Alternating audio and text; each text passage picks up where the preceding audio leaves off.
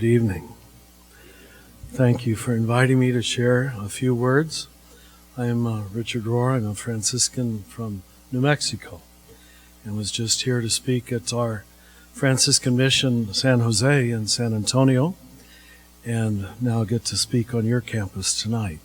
So I thank you for letting me say a few words. When you began the reading from 2 Philippians, I realized that on the first day of this millennium, the morning of January 1st, 2000, I was giving a large retreat in Albuquerque, and everybody wanted to begin the new millennium with something that was quintessentially right and good. And I said, let's all gather in church early on that first morning and read the letter to the Philippians. Perhaps you know that we think Paul wrote it while he was in jail, and at the end, he even indicates he might have been chained in jail. And yet, as you read the text, of course, we just read a short part of it, but it's often been called the Epistle of Joy because he's just immensely happy. He uses the word joy. I forgot the number now because I didn't know I was going to preach on it. But he uses the word joy a number of times in the letter. And perhaps the high point of the letter is that beautiful hymn that you just ended with. And it took us some time to recognize that it was a hymn. People who studied the Greek said this is clearly a metrically symmetrical text. And then scholars said, yes, this was in fact sung in the early Christian church. Though he was in the form of God, he emptied himself and became like us in all things and went deeper yet.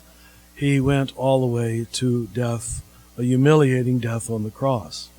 So it's a whole movement downward, and then, as you know, the end of the hymn has him then exalted as the Lord of creation. We call that movement the Paschal Mystery, the movement, the parabolic movement, almost down and up. You have to picture it geometrically, as it were, because what we believe as Christians is this is actually the pattern of transformation. Now, in fact, ironically, it's the title of the book I'm going to talk about tonight here on your campus, and the title I gave it was Falling Upward. When I suggested this title to the publishers, I thought sure it would be rejected, because I thought, well, there's probably 8 other books with that very clever title. At least I thought it was clever. And believe it or not, there wasn't. There was one children's book, maybe some of you grew up on it, Shel Silverstein's book, Falling Upwards, had an S on the end. But I was quite happy I was able to use it because it creates the paradox, the seeming contradiction of falling, which is normally down, and yet that it's not down at all. In fact, what the gospel does is redefine down, and therefore redefines up. And that's exactly what you just heard read in this beautiful hymn from Philippians. The Greek word, I'm sure other preachers have told you about it. Don't be impressed. I'm not a Greek scholar. But I learned just enough to know this lovely Greek word that is used here, that he emptied himself. We use it in our teaching of meditation and contemplation to say if Jesus, as the Son of God, could empty himself, then certainly we are not above the Master. And then what we're doing in our early prayer practice is emptying ourselves of our own agendas, our own angers, our own fears, our own prejudices. And that's a lot of emptying, I'm afraid. It takes years. In fact, I'll tell you at my age, it takes all of your life. Because you keep getting filled up with all kind of stuff that you really don't need and really is not of Jesus, but much more of the world, of the system, of the culture, whatever you want to call it. Because I'm afraid, brothers and sisters, It's the systems of this world that have the first grab at all of us. And that's why we can have these wonderful services like you're clearly having here. And yet, you've all been formed, as young as many of you are, by the media, by the voices of the newspapers and the magazines and your peers at school. And very often the best we can do is come and have a little tiny word at the end. And it has to be a word of self-emptying, because frankly, we've been so filled up, and frankly so filled up with garbage. So much that is not life, is not love, is not Jesus, is not freedom, is not anything that your soul even really wants.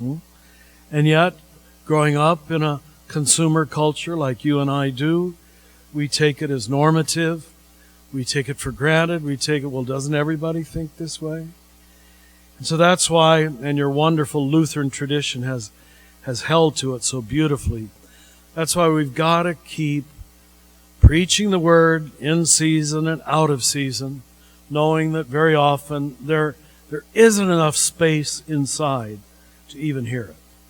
I've been a preacher for 42 years, and I realize that 98% of what you say goes right over the head, and it isn't even anybody's fault. They're not trying to resist you. They're not trying to oppose you, but it's just they're filled up. And, you yourselves, the leftover memories, undone, unfinished relationships from today, unfinished emotions from a phone call or a little spat you had with another classmate. As long as those are just churning around inside of us, sort of we can say whatever we want. And if there's been no practice of self-emptying, it doesn't go anywhere. And that's probably the only way I can explain why Jesus himself, the one we would think of as the most perfect man who ever lived, he must have given much better sermons than I give. And yet, we got to be honest, his success rate was not that high.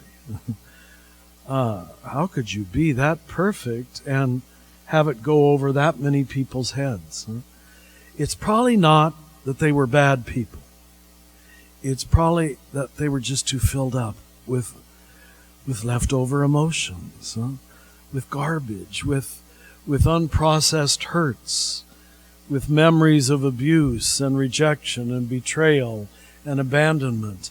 And as long as you're processing all of those and commenting on all of those, there's really no room for a bigger message, for a better message, or for a more loving presence. But we got to keep trying. But I want to focus in on this wonderful word.